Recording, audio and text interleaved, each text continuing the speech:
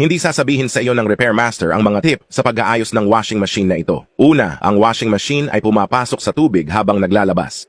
Ilagay ang washing machine pababa, tanggalin ang likod ng takip, kalasin ang bahaging ito ng drainage at alisin ang lahat ng bara sa loob.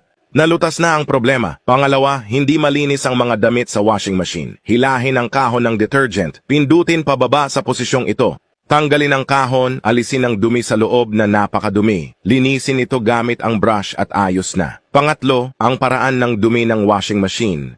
Buksan ang ibabang kanang bahagi ng pinto. Ang tubo ng dumi mula sa itaas ng susi pababa. Alisin ang card spring, hilahin pababa ang plug ng dumi, linisin ang dumi, at pagkatapos ay isaksak ang plug ng dumi sa card spring.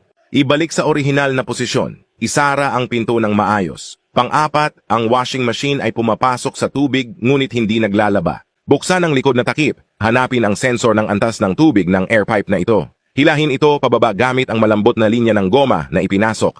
Linisin ito at pagkatapos ay ibalik ang tubo upang ito ay maayos. Panglima, ang pag-ikot ng mga damit ay buo.